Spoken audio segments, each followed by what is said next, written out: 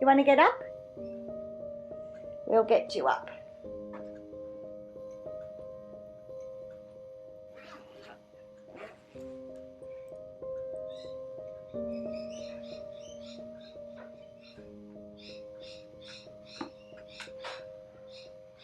My mum's 98, she has dementia, she has osteoporosis, she is incontinent, she needs a walker to get around, her skin has a lot of bruising on it because it's so thin.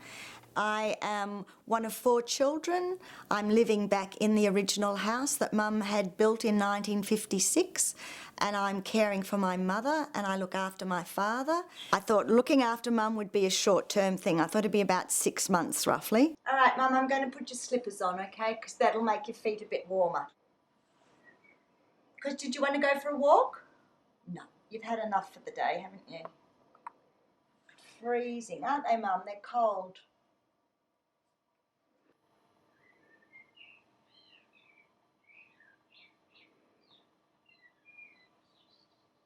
Those little birds after it's rained, they're just so sweet. It was more keeping Mum company, keeping her grounded, as well as just keeping an eye on her, just in general looking after her and giving Dad a break. Well, she's basically 100% dependent on me now. What are you ready for? I was going to help you get up.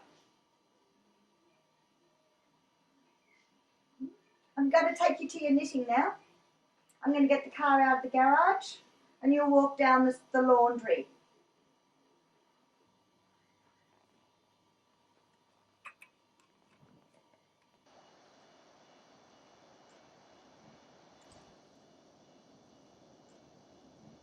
It's good to know that you're here and that you can give. I think we're all here to give to our community, to our friends and to our family. So it's a good opportunity for me to fulfil what feels right for me, and that is to give to Mum.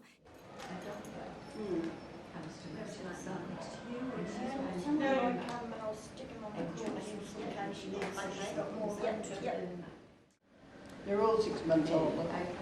That's what I've done them for, but they couldn't, depends on how big the bubby is. Yeah, well that's right. You know, it could go a bit more. Yeah. So that's, I've got a couple of balls of each. And I thought, well, I'm not going to make them up to squares, but the wool is a deal. It's an interesting thing because a lot of baby boomers are going through what I'm going. Their parents are getting old and their parents are needing assistance. So when you reach 60, you have a feeling that your life will be able to be lived out for yourself. But at the moment I'm living it out like a child in some ways for my mother, almost being the dutiful daughter, responding to what needs to be doing. How was your knitting? Well, it's all right, but this is the red lights. Yep, red lights, we have to stop. This is my knitting. Show me your knitting. Oh, very good. You've done lots. Do you know what you're knitting, what you're making? No?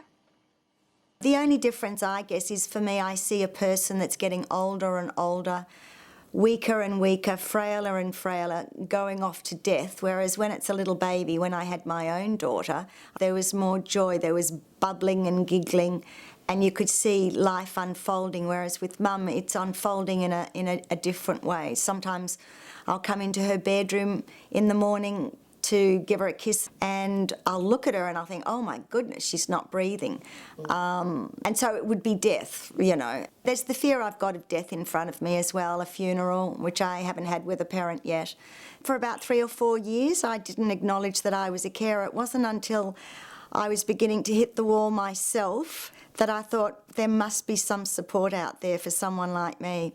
Because you don't know how long you'll be caring for, you'll think, I might be caring only for another 6 months or another year, I'll go next year. But when it does get to that long period, 8, 9 years, you realise that your life as a single person is back living in your bed in the same bedroom that you did when you grew up, and you do a lot of thinking about what have I done with my life? Am I successful? Am I happy? Is this the answer to living?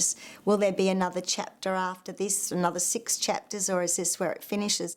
24/7 living with someone that you're caring for can be draining. You definitely start off caring, being a very strong, independent person, and then you kind of feel that you're the victim, that you're the one that needs caring. You can't expect anything from anyone, and you can only just keep putting one foot in front of the other foot. Yeah, it's walking, but it's walking a bit in the unknown. Following your dream is a fantastic thing to be able to do, and to help people is part of my dream. So I'm doing that, even though it's certainly come at a cost to me as well.